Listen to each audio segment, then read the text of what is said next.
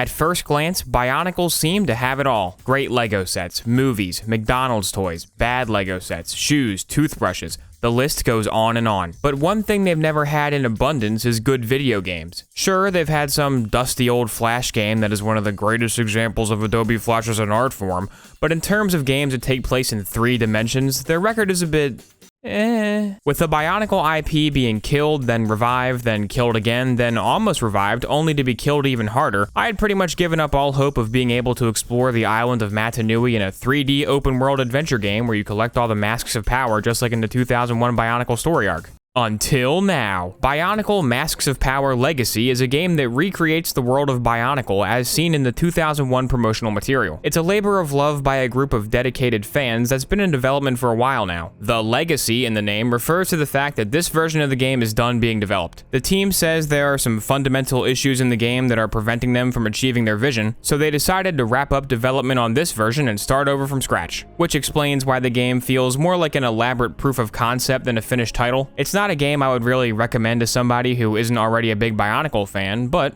as I happen to be a bit of a Bionicle fan myself. Oh my god, I love it so much. Look, it's got the canister from Tahu, then he walks in and it does the cutscene from Nog, but it's in 3D. To begin the game, you select your favorite Toa, and as my viewers all have exquisite taste, I'm sure you guys would all pick Kopaka as well, and then a mysterious Matoran who's wearing a familiar mask teaches you the basics. Then you're thrown out into the open world, where you may notice it looks and controls a lot like Skyrim, right down to the stubbornly jumping up the side of a mountain gameplay. The goal of the game is to collect a full set of masks for each Toa, though you only need the Toa masks because most of the Turaga mask powers aren't working in this build, but they don't even look that cool anyway, so I don't even want to wear them. Yeah, that's right, take that, Vakama. Thinks he's all that, keeping the secret of Metro Nui to himself for all these years. Lee Khan is dead because of you, dude. There are 2 ways to get new masks. The first and most common method is by just finding them lying around as you explore the island. Upon finding a mask, you select a Toa to give it to, and then they can freely switch to it and use his powers whenever they please. The other way is by charging up unpowered masks, which can also be found throughout the world and also at some vendors. You use a currency called gel to power up the masks at mask charging stations in the various villages, and once they're charged up, you can use them as normal. There's enough masks scattered across the island that you don't need to buy any unpowered masks if you explore thoroughly enough, but they are a useful little shortcut when you just can't find the last cow you need before you beat the entire game. I only need one of these stupid masks, where is it? While you do need all the Toa masks to beat the game,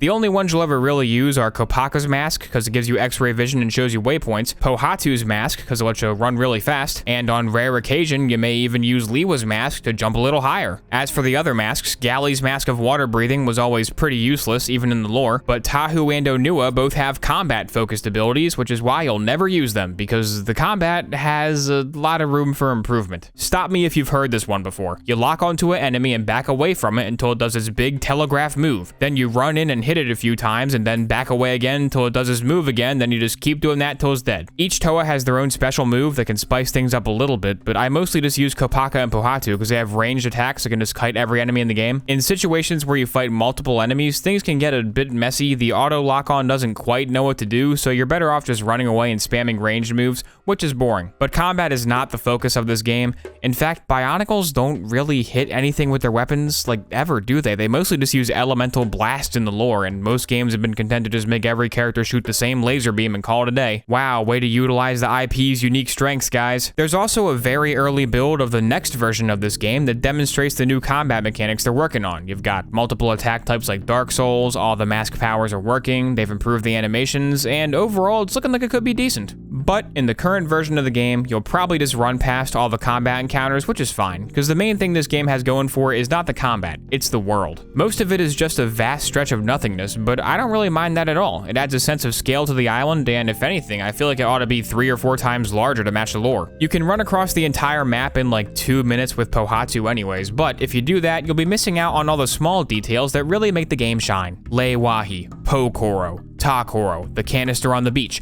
the Cow waterfall, and more. It's all here, and it just makes my heart so happy to walk around and explore it. This was my favorite part of the game, just walking around all the villages, taking in all the little details, talking to Matoran I recognized. It may seem a little basic, but it's just so charming. I'm sorry, I love it, I can't help it. The last time I experienced a genuine sense of happiness playing a game was playing Portal 2 on my stream a few weeks ago, and that's a game from friggin' 2011. You know, where's the cool happy moment in the new Call of Duty? Oh, you bomb a civilian alien and shoot a baby. Oh yeah, way to uplift my spirits, video games. Sorry, that was not even in the script. Anyways, there's a lot of little scenes scattered across the map that are worth discovering for yourself, and without spoiling anything, I'll say the story is a clever spin on the 2001 Bionicle story arc. The ending in particular is well worth experiencing just to see one of Bionicle's best scenes ever recreated in the game. Now, I'm willing to hand-wave away most of the minor bugs I found that were solved by just restarting the game real quick, but I do still have two complaints about the game. The first one is simple. The font for the UI is just really bad. I mean, look, you got a better font right here. Just use that one. Bam, fixed. The second thing, though, is the overall collectathon nature of the game. Exploring the island of Matanui is very enjoyable for a fan of the franchise, but after I'd seen everything there was to see, I was still missing like 5 masks that were locking me out of the ending, and finding the last couple of masks you need is a slog and kind of puts a damper on your last couple of hours as you aimlessly wander around the map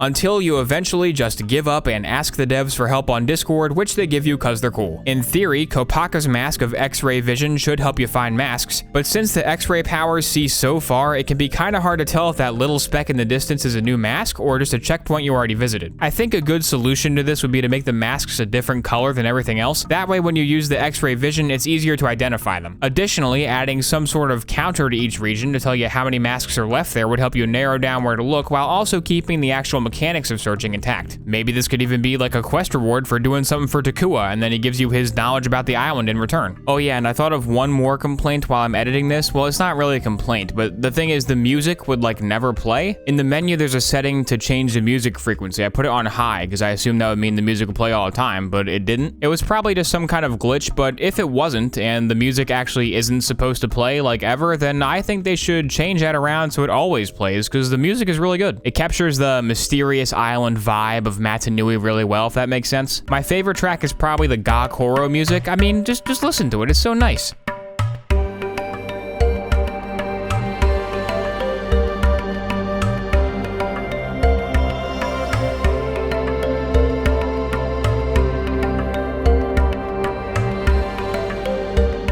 At the end of the day, this game may not seem too impressive to most people, which is understandable, but if you're a Bionicle fan, you gotta play it. Exploring the island we all know so well in 3D and a pretty cool ending make it well worth your time. Buying a sealed TOA from 2001 is prohibitively expensive these days, but for the low price of free, you can download this game and re-experience the legend. If enough people download it and play it, then maybe LEGO's market researchers will be like, hey, people still like Bionicles. Maybe we'll celebrate the 20th anniversary of the theme that saved us from bankruptcy by releasing some kind of special edition set.